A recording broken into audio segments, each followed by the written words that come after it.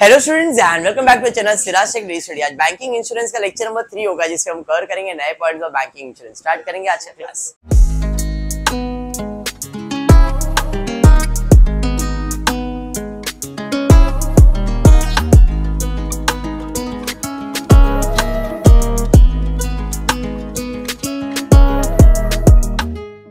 The previous lecture मैंने आप लोग को इंश्योरेंस कंपनी का गाइडेंस दे दिया है। आपको ये भी मालूम है कि कौन से इंश्योरेंस में कितना अनएक्सपायर्ड रिस्क मेंटेन करना है। ठीक है, क्वेश्चन में अगर नहीं दिया है तो ये तो आपके दिमाग में होना चाहिए, मरीन इंश्योरेंस हो या कुछ भी हो 50% रिजर्व करते, खाली मरीन हाउल इंश्योरेंस में 100% रिजर्व करते हो।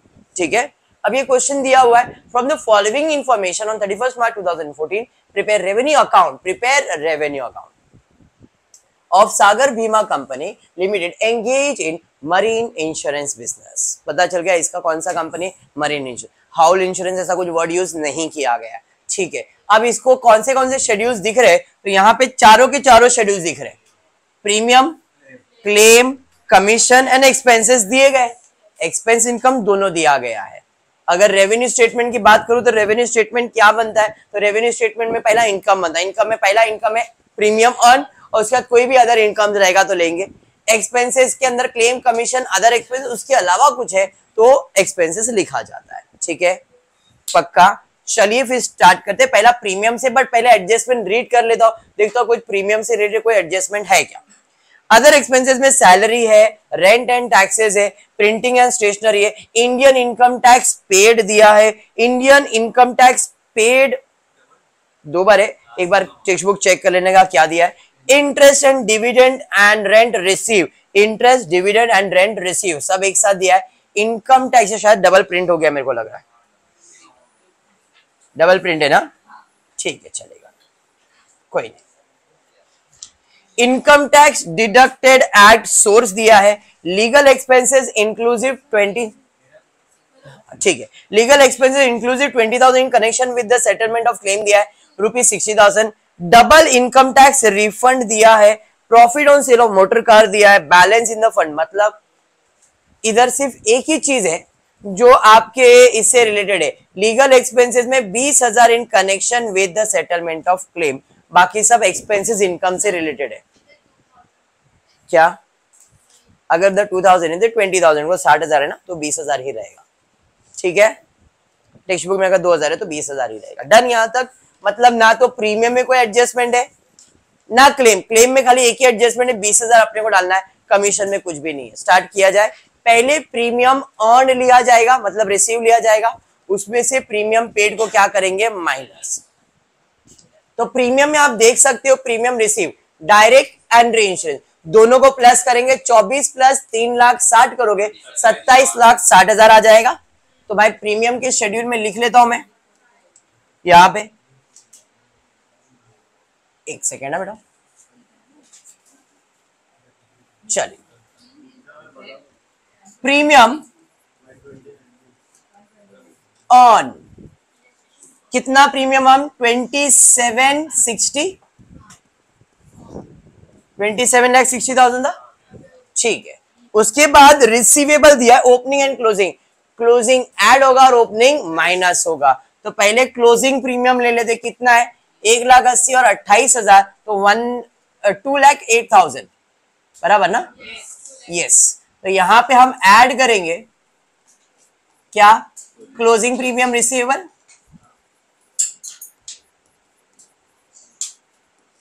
कितना क्लोजिंग प्रीमियम 2,08,000।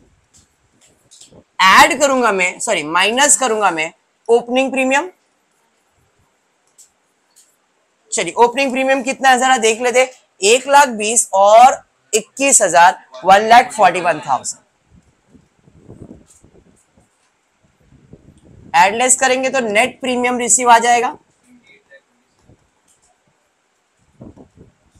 नेट प्रीमियम नहीं बोल सकते, इसे प्रीमियम रिसीव बोलने का। ठीक है, प्रीमियम रिसीव 28,27,000, 28,27,000। डन है यहां तक। अब इसमें हम माइनस करेंगे क्या, वेरी गुड। प्रीमियम पेड या तो इसका नाम है सीडेड। पहले प्रीमियम पेड का टोटल, बाद में आराम से फुर्सत से लिख लो, अभी खाली समझो, साथ साथ में लिखोगे तो फिर बाद में आपका डाउट रह जाएगा। प्रीमियम पेड 2,40,000, अभी यहाँ पे प्रिंट हुआ है, एक्चुअल में वो रहेगा यहीं पे। प्रीमियम पेड, प्रीमियम पेबल, ये सब आपको री इंश्योरेंस में मिलेगा, डायरेक्ट इंश्योरेंस में नहीं है, ध्यान में रखना। जब भी प्रीमियम पेड वर्ड आ गया है, मतलब क्योंकि प्रीमियम रिसीव होता है वो इनकम होता है, वो दोनों से रिसीव होता है, बट पेड हमेशा री इंश्योरेंस को ही होता है, ठीक है। तो ये 2,40,000 प्रिंटिंग डायरेक्ट में हुआ है, डायरेक्ट में नहीं, प्रिंटिंग मिस्टेक, वो री इंश्योरेंस में आएगा 2,40,000। तो यहाँ पे प्रीमियम पेड 2,40,000 लेस, और ऐड होगा क्लोजिंग प्रीमियम, कितना भाई क्लोजिंग प्रीमियम देख लो, तो 42, और ओपनिंग कितना है 20, तो भाई इसमें ऐड होगा 42,000 और लेस होगा ओपनिंग प्रीमियम 20,000। शेट्टी क्या हो गया बेटा? प्रीमियम पेड कितना? 2,62,000, 2,62,000 माइनस करूंगा प्रीमियम इनकम कितना? 25,65,000। नॉर्मल सम था, यहां तक क्लियर। चलिए आगे बढ़ते, अभी सेकेंड शेड्यूल पे जाता हूं। सेकेंड शेड्यूल क्या है? क्लेम। क्लेम में पहला पेड लूंगा और उसके अंदर रिसीव माइनस होगा, तो क्लेम पेड है 16,50,000 और 1,25,000। हाँ, मालूम है तुम्हारे पास कैलकुलेटर है, सब थोड़ा इंसान लिख रहा है यहाँ पे। क्लेम पेड 16 लाख, हाँ भाई 17,75,000, 75 ना, 75, अच्छा पता नहीं मेरे को, क्या है हिंदी मेरे को जमता नहीं ना बराबर। माइनस और ऐड, तो यहाँ पे ऐड होगा क्लोजिंग, लेस होगा ओपनिंग, बराबर है हर्ष? बराबर। तो हर्ष क्लोजिंग कितना है जरा देख लो और बताओ, क्योंकि तुम ही इधर पढ़ रहे हो, बाकी लोग तो टाइम पास कर रहे हैं यहाँ पे। 1,75 और 22 कितना हर्ष? एक मिनट, हर्ष पढ़ रहा है ना? 190 नहीं, वो लोग को पता चले ना तू पढ़ाई कर रहा है यहाँ बैठ के, याद में नहीं है किसी के, चलते चलते किधर गया नहीं। 1,75,000 और 22,000 टोटल देंगे 1,97,000, 197 आ रहा ना। चलिए, तो यहाँ पे क्लोजिंग है 1,97,000 और ओपनिंग कितना है हर्ष? हर्ष ओपनिंग कितना है हर्ष? इधर देख, हाँ कितना होता है? 1,08,000। चलते चलते जाएंगे तो ऐसा होता है, ध्यान दो। 1,08,000, mind your language boy. Total कितना? टोटल ले लो, सॉरी प्रीमियम नहीं है ये, क्लेम है। मेरा ध्यान तो तेरे ऊपर है आज। कितना आ रहा बोलो? 64,000, 18,64,000। चलिए इसके अंदर क्या करेंगे हम शान? क्लेम रिसीव माइनस करेंगे, बराबर है। तो जरा देखो, क्लेम रिसीव री इंश्योरेंस में रहेगा। क्लेम रिसीव, यस रिसीव दिख रहा है 1,00,000, ओपनिंग और क्लोजिंग 9,000 और 12,000 है, बराबर है। तो यहाँ पे आ जाऊंगा मैं, पहला क्लेम रिसीव 1,00,000, हाँ सबर, हाँ एड क्लोजिंग 12,000 और ओपनिंग 9,000, एडलेस करके टोटल आ जाएगा। ये क्या क्लेम? सीडेड 1,03,000। उसके अलावा हाँ चलो ले लो, टोटल ले लो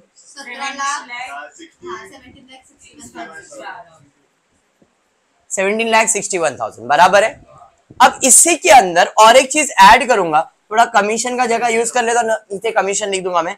ऐड करूंगा मैनेजमेंट एक्सपेंसेस 20,000। ये मेरे जेब से नहीं दे रहा हूं मैं, क्वेश्चन में दिया था। सर कहां पे दिया था, तो देख लो यहां पे दिया था। Legal expenses inclusive of 20,000 in connection with settlement of claim. Total 60,000 का खर्चा हुआ था, जिसमें 20,000 किसका था, क्लेम का। तो 40,000 अदर एक्सपेंसेस में जाएगा। बात समझ में आया, समझा, इसलिए मैंने उधर 20,000 ऐड किया। तो अब इसका टोटल हो जाएगा 17,61,000 हो गया, तो 17,81,000 ये आपका क्लेम का टोटल आ गया। कमीशन में ज्यादा कुछ नहीं है, तो आप इतना कमीशन तो इसमें काम हो ही जाएगा। कमीशन देखो क्या दिया है, कमीशन आपको दिया है, कहाँ गया commission on insurance accepted, on insurance seeded. Accepted में से सीडेड को माइनस करना है। 1,05,000 और 11,000 1,61,000, उसमें से 14,000 क्या करने का है, माइनस करना है। बराबर है। तो भाई commission 1,61,000 less seeded 14,000 seeded minus कर दूंगा 1,40,000। बात समझ में आ गया। अब आ जाते हैं अदर एक्सपेंसेस के शेड्यूल में।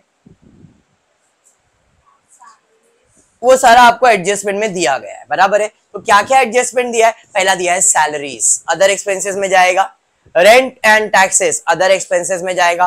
Printing and stationery other expenses में जाएगा। इंडियन इनकम टैक्स नहीं जाएगा प्रॉफिट एंड लॉस में, बराबर है। तो पहले ये सब लिख ले दो, salary, rent and taxes and printing and stationery.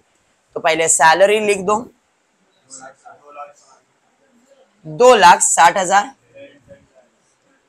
Rent and taxes, sir rent and taxes, taxes यहां पे आया तो इग्नोर, मैंने ये नॉर्मल टैक्सेस जो आपको पे करना ही पड़ता है, तो वो आपका खर्चा है। कितना है रेंट एंड टैक्सेस, 18,000। उसके बाद प्रिंटिंग एंड स्टेशनरी है, तो भाई ये 18,000। प्रिंटिंग एंड स्टेशनरी कितना है, 23,000। फिर उसके बाद इंडियन इनकम टैक्स इग्नोर होगा, बराबर है। Interest, dividend and rent net received है, रिसीव मतलब इनकम है, अदर इनकम के शेड्यूल में जाएगा। अब अदर इनकम मैंने बनाया नहीं है शेड्यूल, तो हम क्या करेंगे, डायरेक्टली यहां पे लिख सकते हैं इंटरेस्ट, डिविडेंड, रेंट। कितना, 1,15,000। क्या बात है प्रजापति, 15 बोल के 500 करते हो, ये तो हर्ष चाले हो गया। मैं तो गाड़ी में गया था, चल के कोई और गया था। 1,15,500।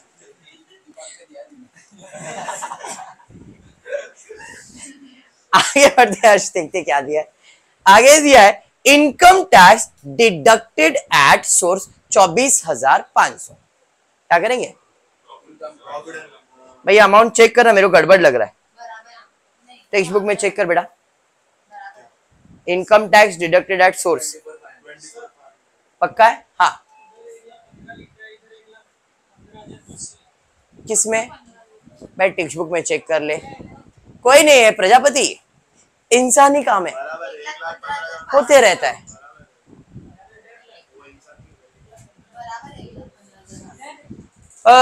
चलो ठीक है, कोई नहीं, सबर।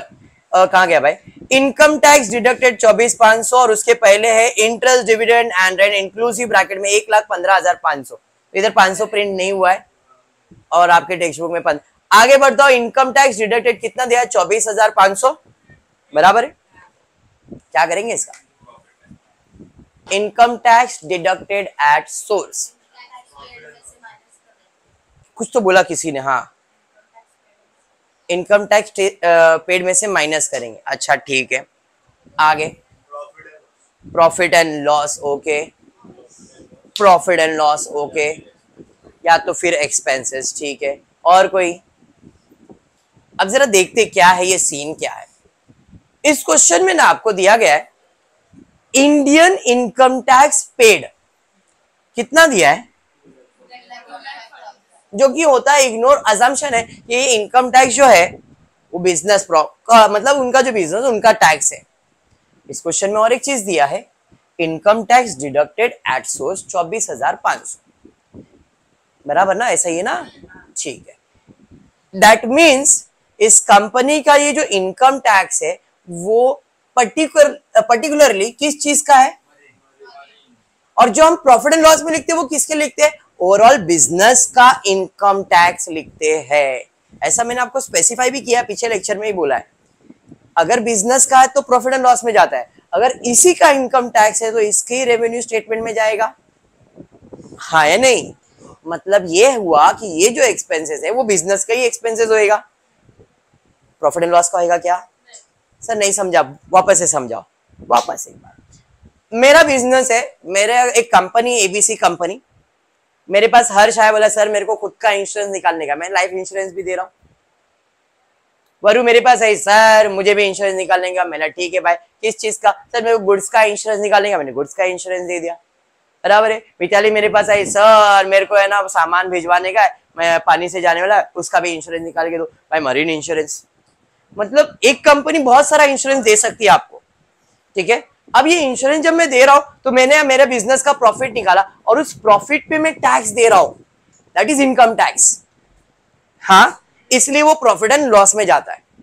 अब हुआ ये कि भाई ये मेरे पास इंश्योरेंस निकालने आया, या ये मेरे पास इंश्योरेंस निकालने आया, ये मेरे पास इंश्योरेंस निकाला, तो मुझे उधर टैक्स भरना पड़ा, तो वो टैक्स पर्टिकुलरली उसका ही है, फायर का है तो फायर का है, मरीन का है तो मरीन का है, लाइफ का है तो लाइफ का है, तो वो अपने को उसके स्टेटमेंट में दिखाना पड़ेगा, क्या भाई मैंने फायर इंश्योरेंस का जब इंश्योरेंस निकाला तब मैंने इतना टैक्स भरा है, मरीन निकाला तब मैंने इतना टैक्स भरा है, किधर पर्टिकुलरली उसका टैक्स, तो उसका टैक्स उसके अकाउंट में, उसके रेवेन्यू स्टेटमेंट में जाएगा, हमारे बिजनेस के प्रॉफिट एंड लॉस में नहीं जाएगा।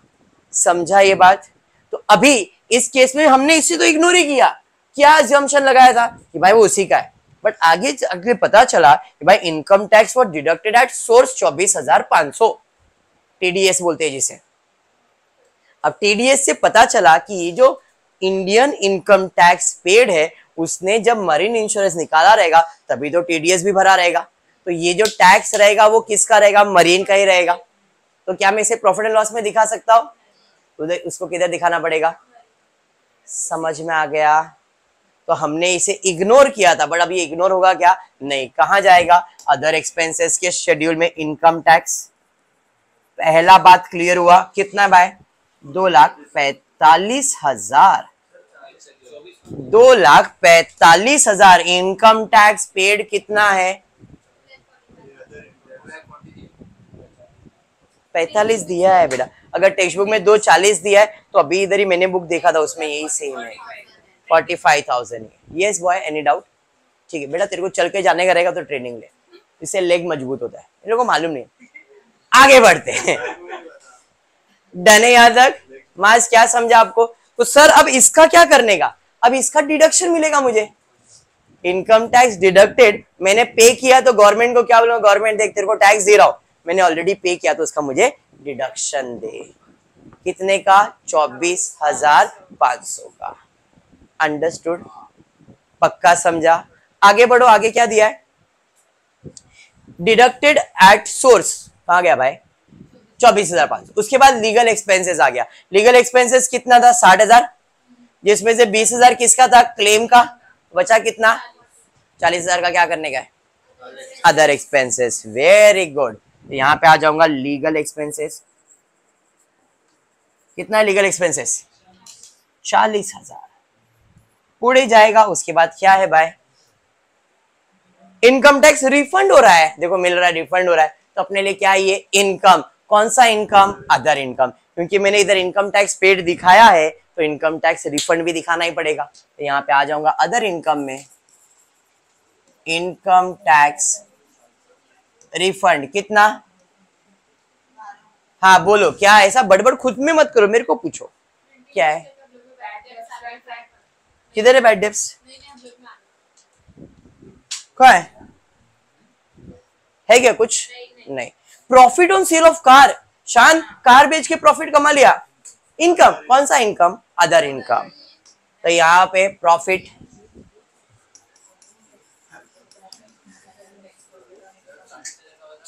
क्या बेटा? बताया ना 40,000 का।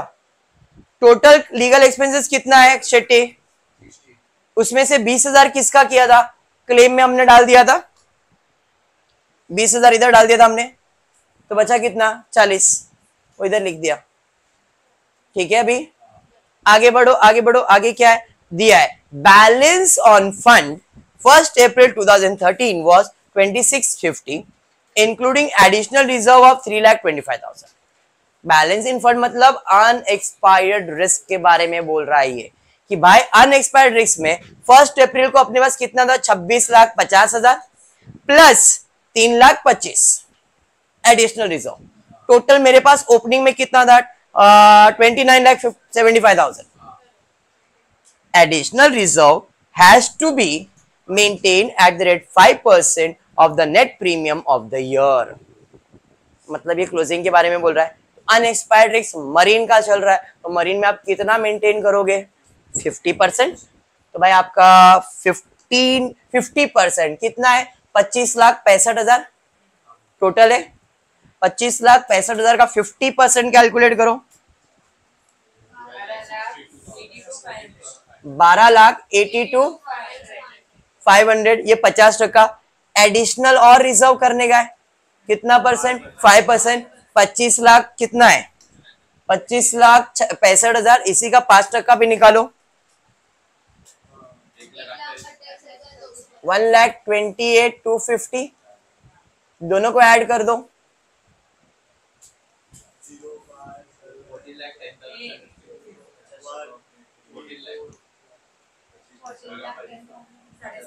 बराबर। ये कौन सा वैल्यू है? क्लोजिंग। ओपनिंग कितना? 29 लाख।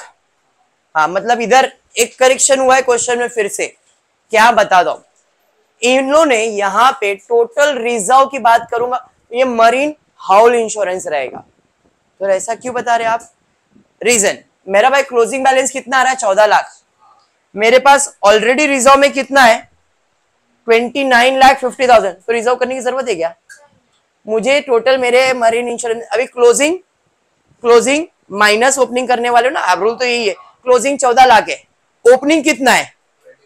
29। 14 लाख में से 29 माइनस करेंगे क्या? तो और रिजर्व, पैसा बहुत जमा है ना अपने पास, तो रिजर्व क्यों करेंगे? लॉजिक समझा? इन शॉर्ट यहाँ पे ये हो सकता है, ये मैं सिर्फ अंदाजा लगा रहा हूँ, बुक का मेरे को आंसर नहीं मालूम, बट मैं ऐसा बोल रहा हूँ यहाँ पे ये लोग कितना परसेंट रिजर्व कर रहे हैं? 100%। अगर मैं 100% की बात करूंगा तो मेरे को इनकम कितना? 25,65,000।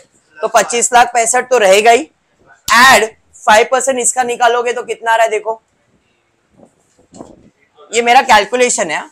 25,65,000 100% लिया रिजर्व, एडिशनल 5% इसका निकालो,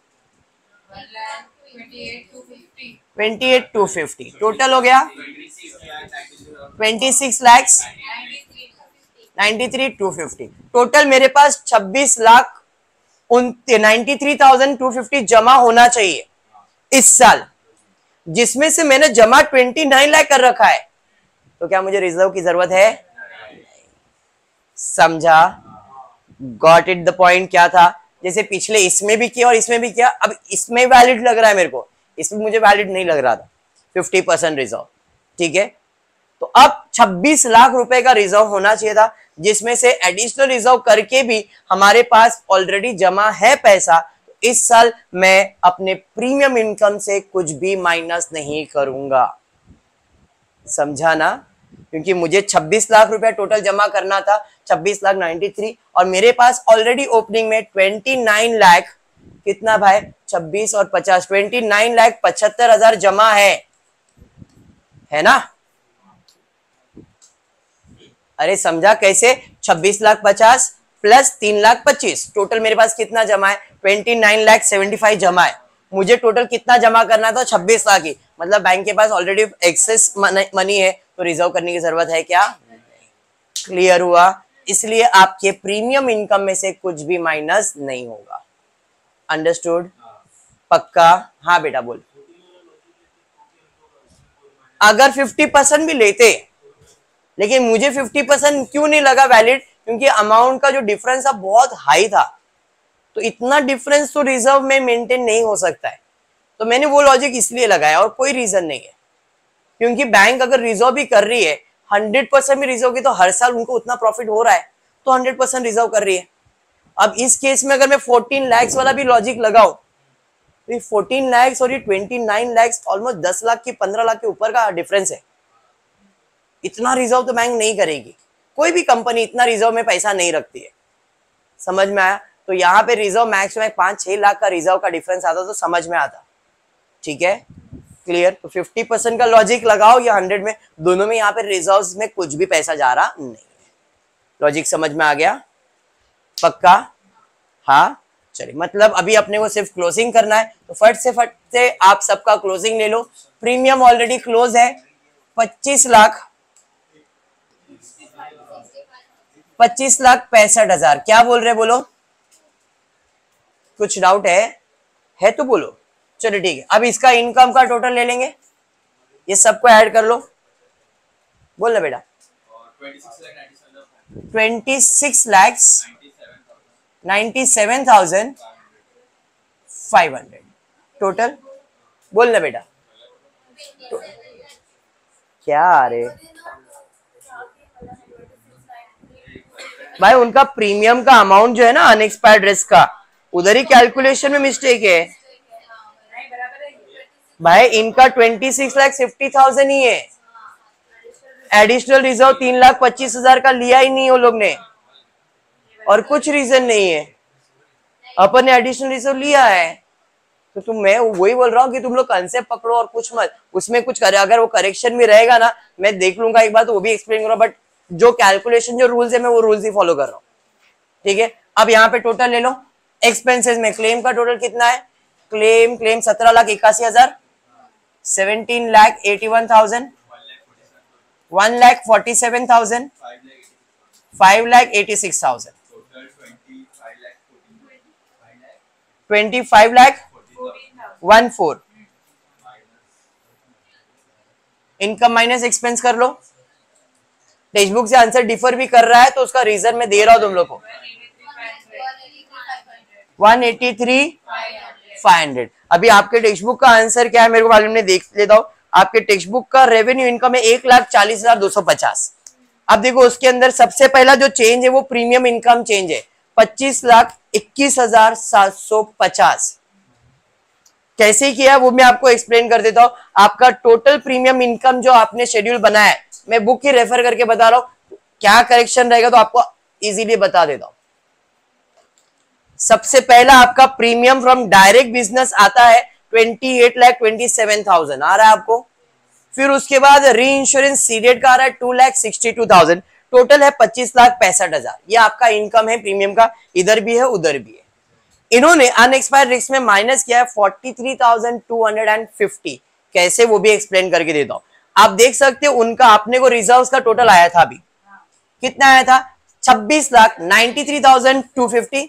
उनको भी आया है क्लोजिंग में। आप इधर ब्रैकेट अगर आपके टेक्स्ट बुक रहेगा देखना 26,93,250। ये लोग ने 100% रिजर्व लिया है जो मैंने बोला आपको, बराबर 26,93,250 दिया हुआ इधर भी। माइनस में ओपनिंग में उन्होंने कितना माइनस किया मालूम?